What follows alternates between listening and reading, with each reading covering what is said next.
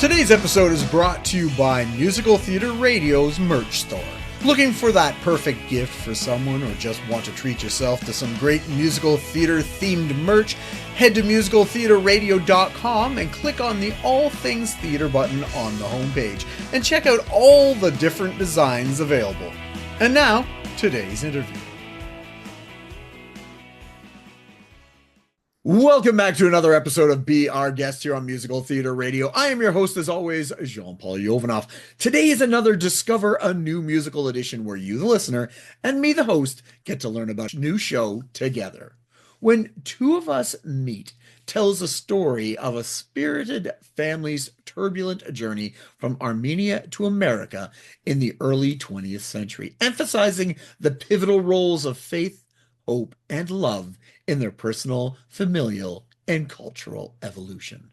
Today, to tell us a little bit about the show and the upcoming reading on March 22nd in New York City, is the creator of When Two of Us Meet, Emily Simonian. Well, thank you for having me. Well, awesome. Well, I'm glad to be on here. I love discovering new works and talking to new people. So before we get into the show, I want to get to know you a little bit better. So I always ask for a 30-second bio. So who is Emily in 30 seconds? Oh my gosh, you're hitting me with an elevator pitch.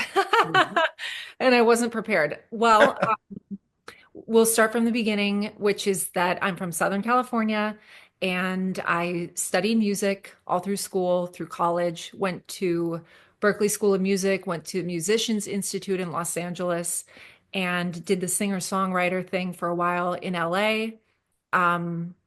Finally transitioned or expanded into writing for musical theater semi-recently. Previously, I had mostly been writing pop music, but I decided to take the advice of my first songwriting professor who said, you should be writing for musical theater, writing for Disney. It sounds like you write, Disney princess songs. And I was deeply offended when he told me that. But he was right. So now here I am. And music is my everything. And that would be my elevator pitch. It's all about music. Perfect. So, but when you were growing up, was musical theater at all a part of your life? Or like you said, is that something later? Totally, totally. My grandparents got me into it, all the old classics on VHS tape. So now you know how old I am, or you could make a guess, but don't guess. Um, so yeah, grew up with musical theater, grew up going to shows. I remember going to Phantom when it was, new-ish and touring. Um, Love it. Have loved it since the beginning. Nice. I'm always curious too. You obviously went into music and that's your love, but was there anything else that you thought about going in a different direction, in an alternate universe? What is a different Emily doing? Yeah, yeah. Great question. So I also work in the mental health field. So when you ask me that, that is what else I would be doing because I do it. But it was secondary. So Hmm. my undergrad degree is in music, and then I went back for a master's in psychology. And so I do work in the mental health field part-time. Hmm. Um, and that is an alternate universe. But it's great. And I love doing it. I love giving back in that way. And it has helped me as a storyteller and a songwriter, um, especially with character development and getting inside people's heads and knowing and understanding human behavior. It has helped immensely. So. Fantastic. So let's jump into the show and talk about When Two of Us Meet. What was the impetus for writing the show, and a little bit of the synopsis as well? Yeah, yeah. So it is based on a true story. The story is about my paternal great grandparents immigrating from Armenia to Los Angeles in about 1918, 1920, somewhere around there. And I would say 75% of the show is true. You know, took a couple liberties there just to make certain parts more exciting, but the story focuses on the struggles that they went through. A family of five, two semi-young parents in their mid-40s raising teenage kids, um, kind of focusing on some of those family dynamics, the relationships between parents and kids, older generation tradition. We've got a little bit of that Fiddler on the Roof, you know, taste of things in there. And then the younger generation, the teenagers, which are very progressive and very modern. And I also took liberties there because that was just a little bit more me and more exciting. Um, and the show is told through contemporary music. It's very pop, and the language is very modern. So when you hear it, you don't feel like you're in 1915, 1920 necessarily. You kind of feel like you're in now. Um, but yeah, the show follows their journey from a small village in Armenia, how they fought and resisted Ottoman invasion and Ottoman oppression. If you're familiar with that chapter in history, very unfortunate chapter in history having to do with the Armenian genocide.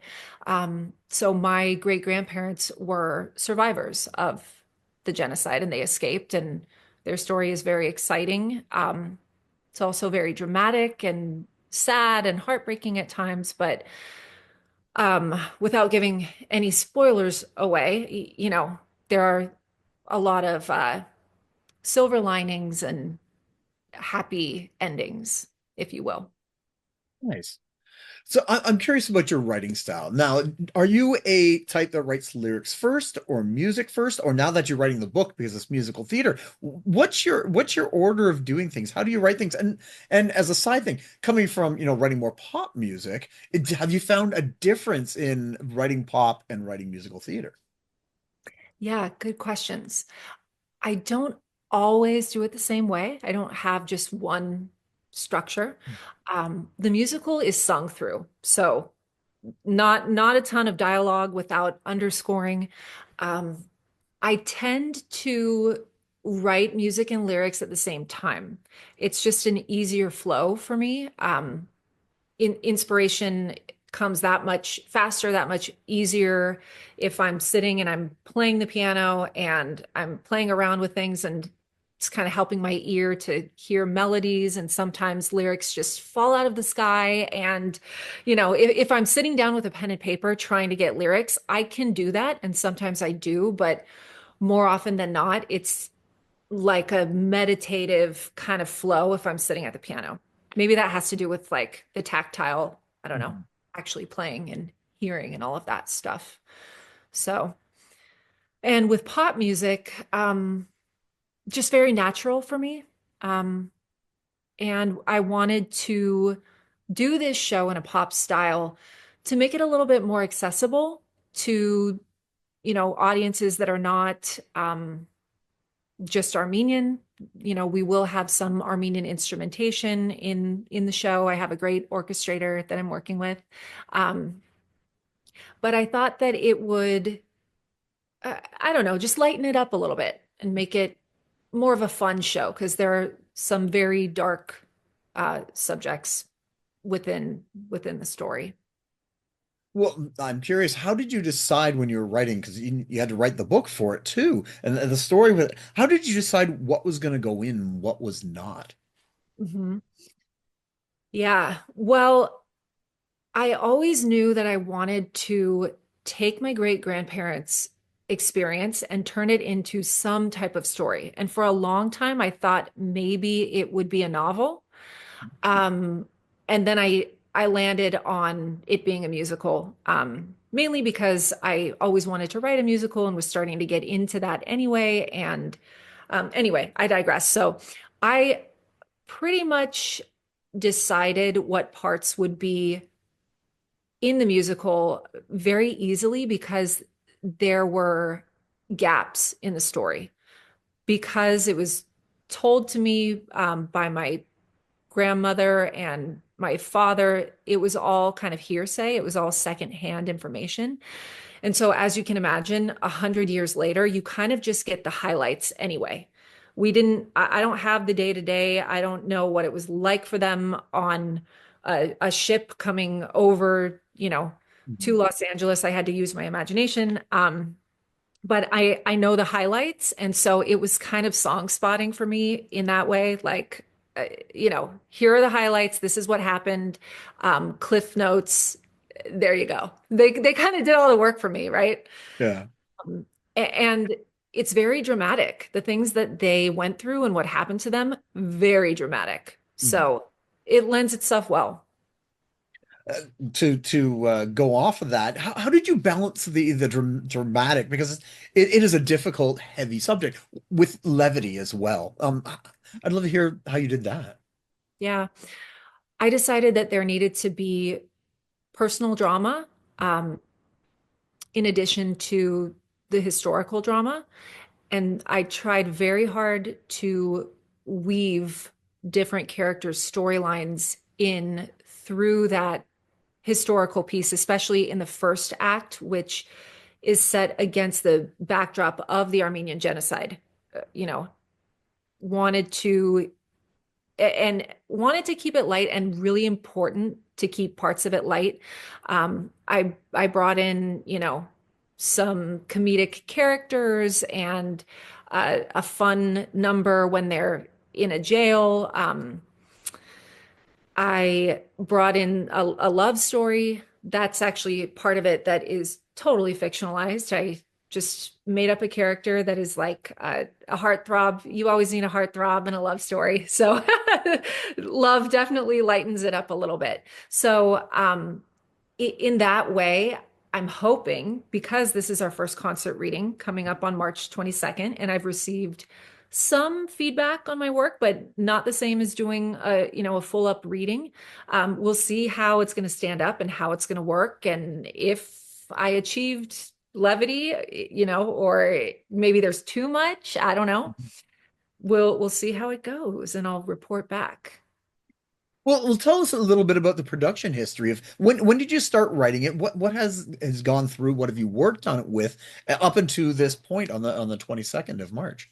Mhm. I started it in 2020. It was a COVID baby.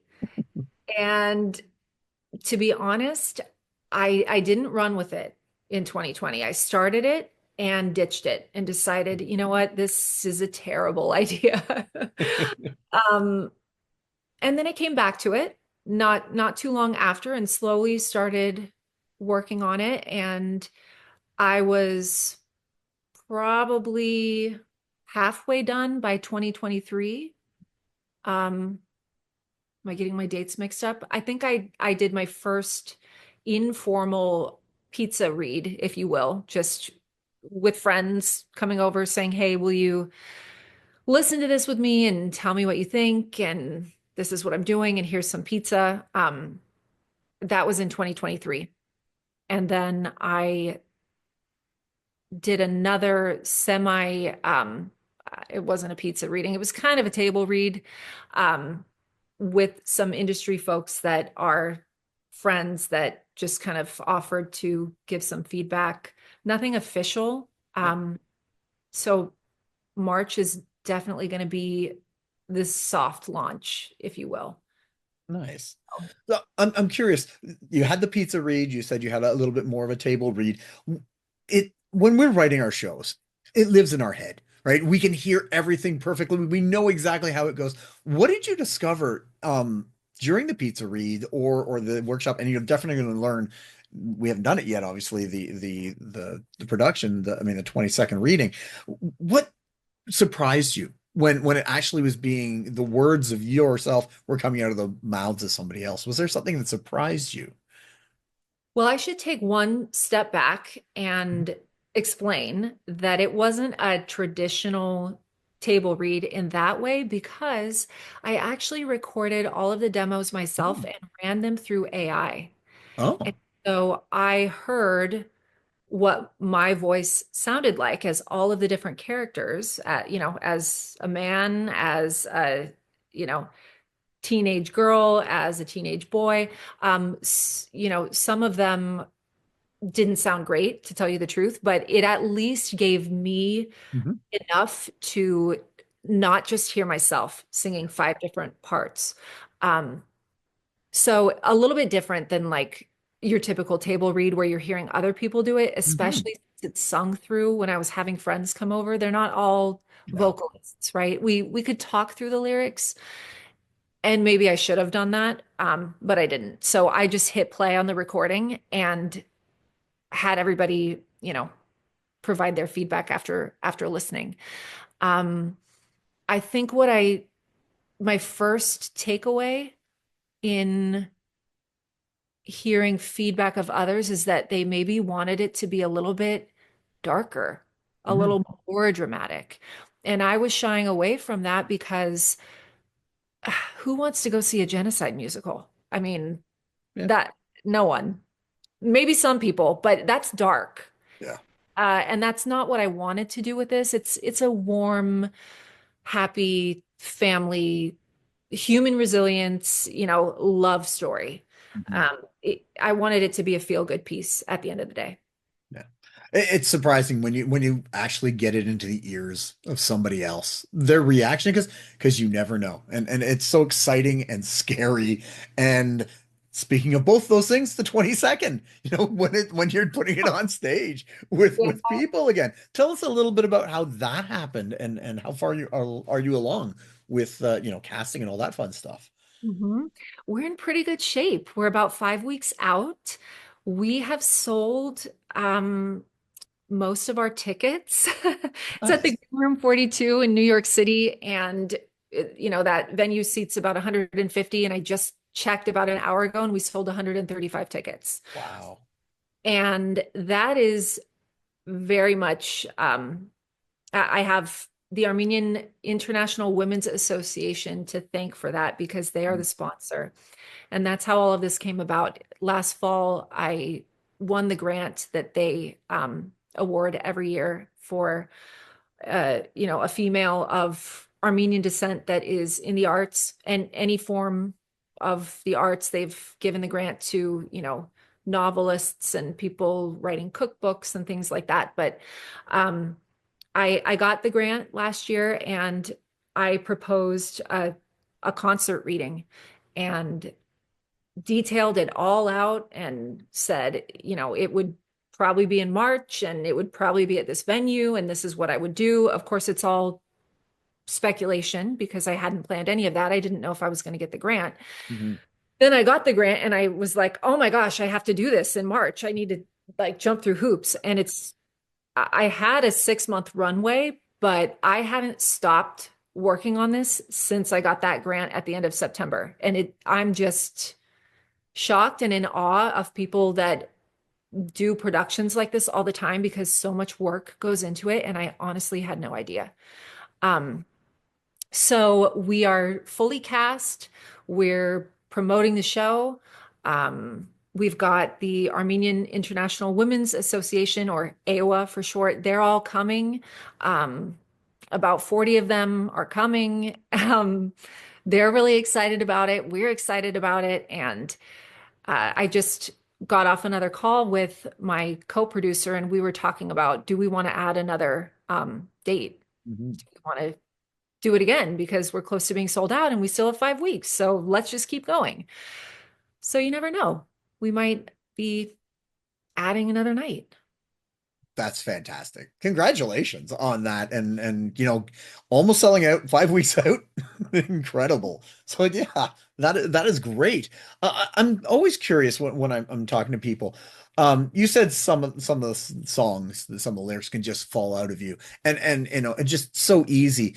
I'm curious. Tell us, a couple of examples of a song where it was just easy. It just flowed out. You had an easy time.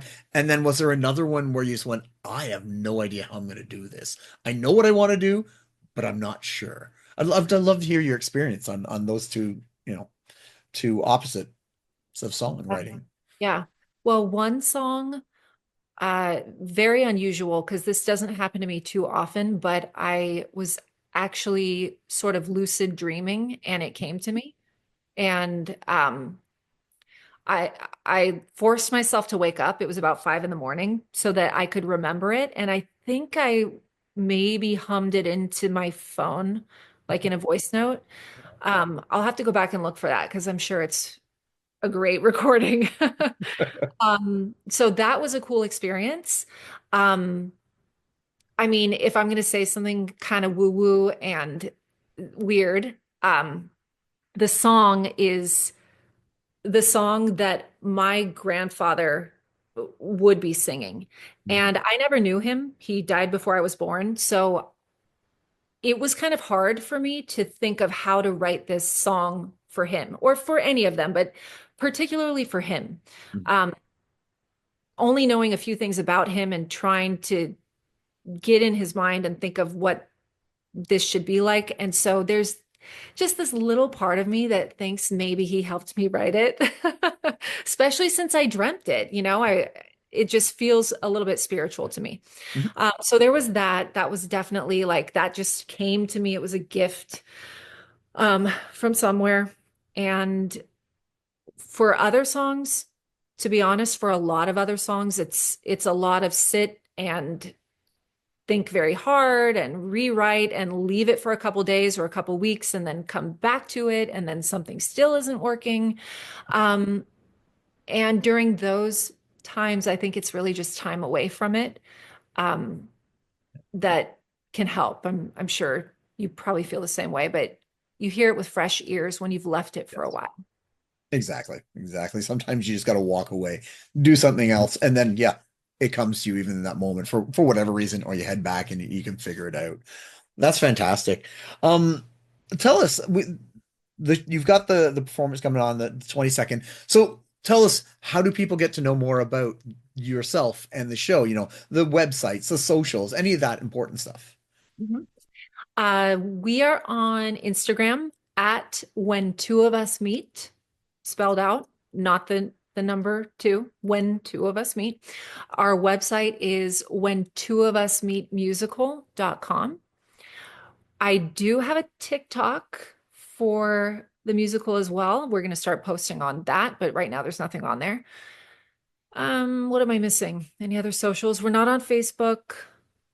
Um, Yeah, but we have a couple raw demos up if people just want to get a feel for the show, piano vocal demos. Um, we have a little video that you can watch that kind of tells you a bit more detail about the synopsis and probably says it a lot better than I did during this show. You said it well. You gave me a great intro. But yeah, we have a lot going on the website if you'd like to learn more about it. I took that intro straight from your website, so Well, you that's why it did it sounds very so well. good. And to get tickets, if there are even any left by the time people hear this, how do they do that for the 22nd? Oh, well, you could live stream it too. So Oh, depending where you are, if you're not right in New York City, you can live stream it. The tickets, you can find them on our website, or you could go to the Green Room 42 to their website and search for When Two of Us Meet, March 22nd. You can live stream the event and you don't need to be sitting, at home right when it happens. You can access the live stream video for up to a week after the performance. And I would love for anyone that's interested to go ahead and do that.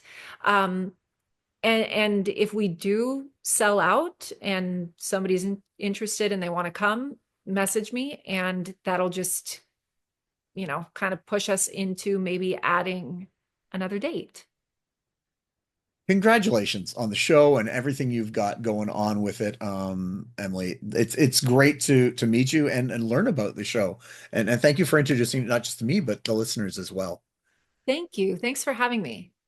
Awesome. All right. So we were just speaking with Emily Simonian, the creator of When Two of Us Meet. So if you are in New York City, go to the Green Room 42 on March 22nd.